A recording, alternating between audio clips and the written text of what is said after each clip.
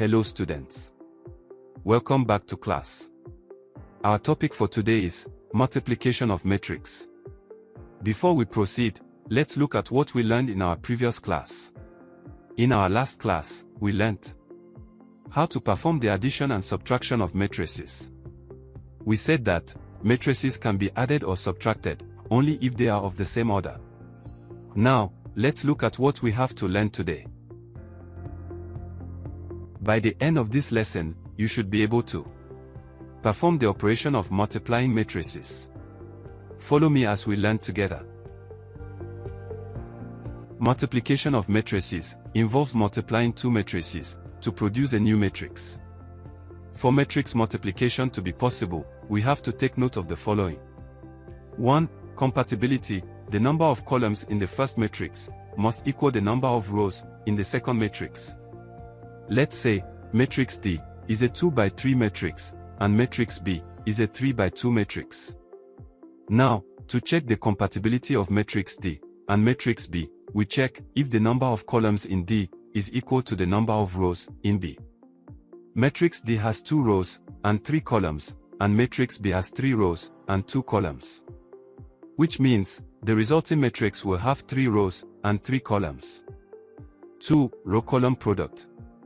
Each element in the resulting matrix is calculated by taking the dot product of a column from the first matrix and a row from the second matrix. 3. Dimensions of the result. The resulting matrix will have the same number of columns as the first matrix and the same number of rows as the second matrix. Let's take an example of matrix multiplication. Given two matrices. Matrix C, which is equal to 2, 3, and 1, 4. And matrix F, which is equal to 1, 3, and 5, 2. Find CF. Solution. To find CF, we will make use of the following steps.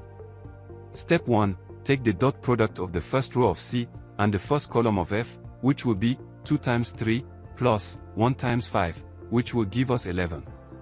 Next.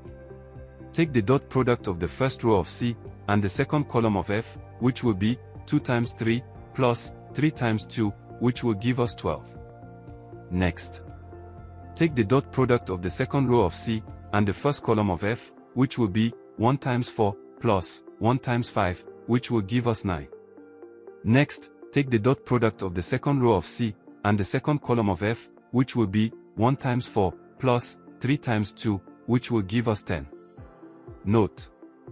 The resulting matrix will have the same number of rows as the first matrix, and the same number of columns as the second matrix. Therefore, our answer, which is 11, 12, 9 and 10, will be in a 2 by 2 order of matrix. Now, let's look at scalar multiplication of matrix.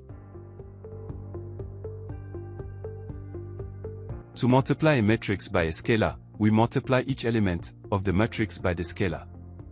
The number multiplying the matrix is called a scalar. Note that scalar multiplication is simply repeated addition. For example, given matrix M as 1, 2, 3 and 4, 2, 6. Find 3M. Solution. To solve this, we multiply all the elements in matrix M with 3. In the first row, we have 3 times 1, 3 times 2, 3 times 3. In the second row, we have 3 times 4, 3 times 2, and 3 times 6. We now multiply. 3 times 1 will give us 3. 3 times 2 will give us 6. 3 times 3 will give us 9. In the second row, 3 times 4 will give us 12. 3 times 2 will give us 6. 3 times 6 will give us 18. Therefore, we have 3, 6, 9, and 12, 6 and 18. That's very good. Let's take some assignment. Assignment. Write down the following assignment and try solving them yourself. Given two matrices, matrix D and matrix T. Find 1. DT 2. 2T 3. 3D. Remember to take your time. And don't panic if you did not get it the first time.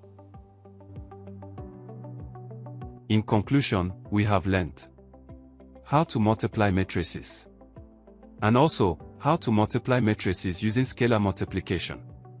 Watch out for our next lesson, where we will talk about logarithms. Always remember, learning is a journey. See you in the next class. Thanks, and goodbye.